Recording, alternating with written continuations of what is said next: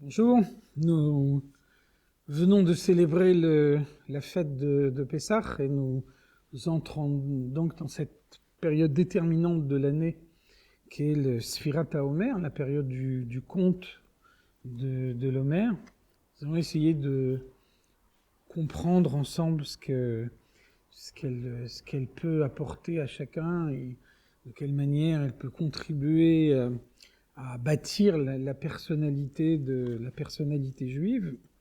Et tout d'abord, nous pouvons constater un fait surprenant, c'est que à la veille de Pessah, lorsque nous recherchons le Hametz dans la maison, alors nous plaçons 10 petits morceaux de Hametz dans la maison, et l'explication simple de cette pratique, même si d'autres sont plus élaborées, il y a également des explications kabbalistiques, mais en tout cas l'explication simple est que on ne veut pas donner l'impression d'avoir fait une bénédiction en vain.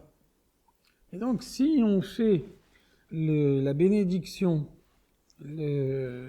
Asher Kideshanu b'mitzvota vetzivanu, et qu'ensuite on recherche du Hametz et qu'on ne trouve rien, alors on pourrait laisser penser que la bénédiction était inutile.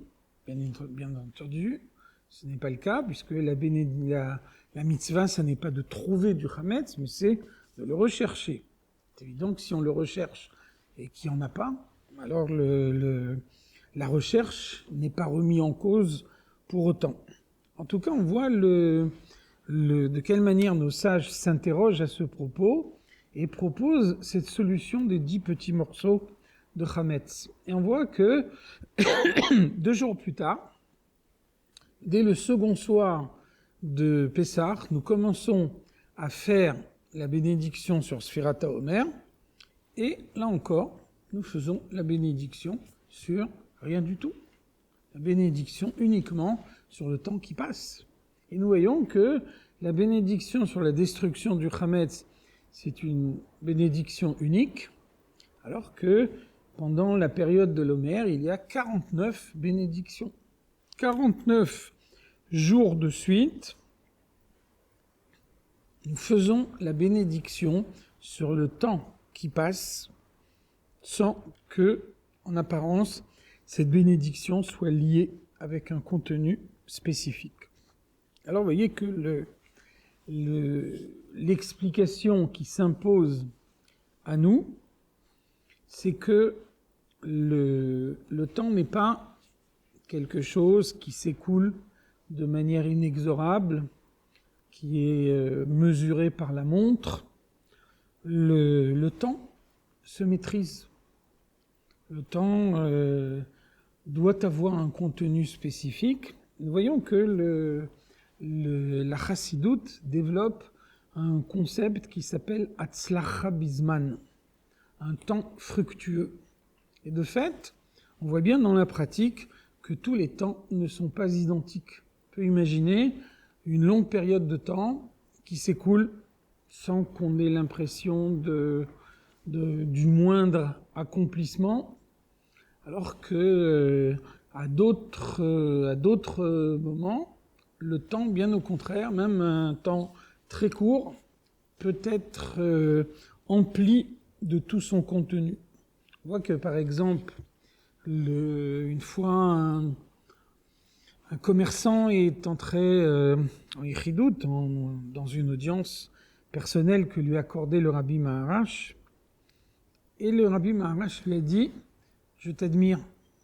Moi, je vois Dieu dans les livres, et toi, tu vois Dieu dans ta vie. » Quand on a un commerce et qu'on voit que pendant des jours entiers, il n'y a pas un seul client qui rentre dans le magasin, et qu'ensuite on s'aperçoit qu'en quelques instants on est capable de faire le chiffre d'affaires de toute la semaine, alors on voit le doigt de Dieu dans la direction de ce commerce. Et donc la possibilité de faire le chiffre de toute la semaine en un seul instant, c'est l'absence totale de linéarité du temps et le fait que un temps doit être empli de tout son contenu. Et donc c'est toute l'idée de Sfirat HaOmer, c'est toute l'idée de cette période, la bénédiction qui introduit chacune de ces 49 journées vient rappeler à l'homme la nécessité d'être maître de son temps, de pouvoir introduire dans le temps ce qui doit être son contenu véritable.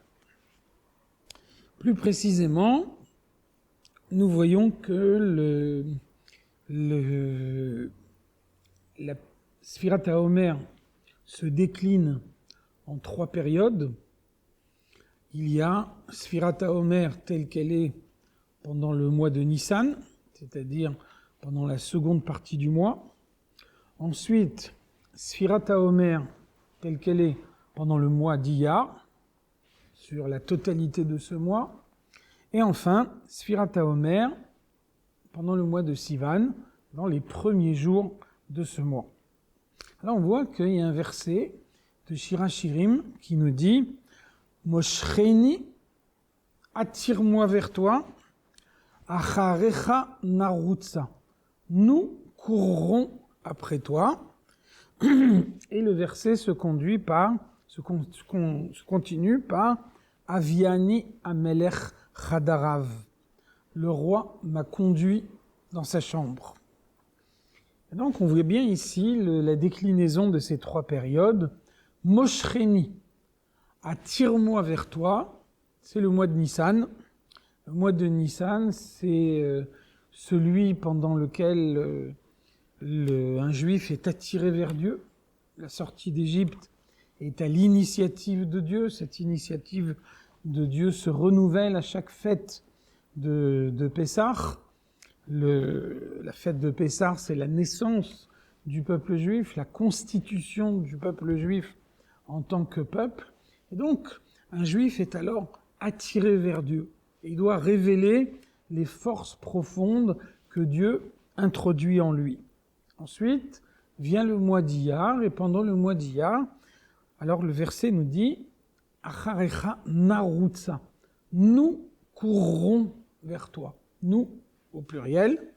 Et donc tout d'un coup, quand arrive ce mois d'Iyar, alors un juif prend conscience que la révélation de Pessah, la révélation de la sortie d'Égypte, qui était à l'initiative de Dieu, n'a concerné que son âme divine.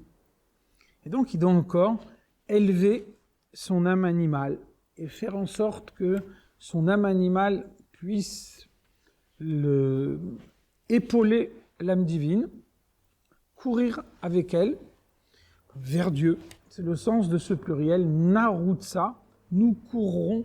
Ce sont les 2 âmes que chaque juif possède qui parlent, l'âme divine et l'âme animale. Et donc la conséquence de tout ça, c'est le mois de Sivan.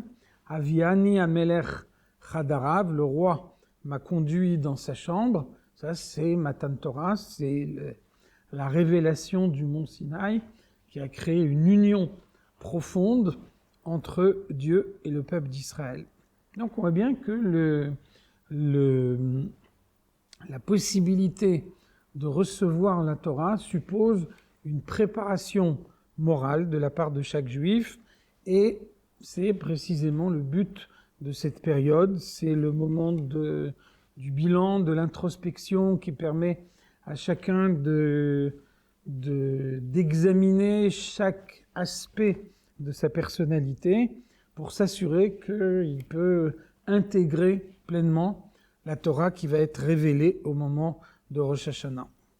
Et c'est la raison pour laquelle on parle de Sfirat HaOmer. Le Sphira, ça veut dire le compte, et puis c'est aussi de la même étymologie que saphir, pierre précieuse, saphir en français. Et donc le but de cette période, c'est de faire en sorte que sa personnalité soit brillante, de façon à ce que la Torah puisse s'introduire profondément en chacun, illuminer la personnalité et faire de chaque juif à Shavuot un homme nouveau.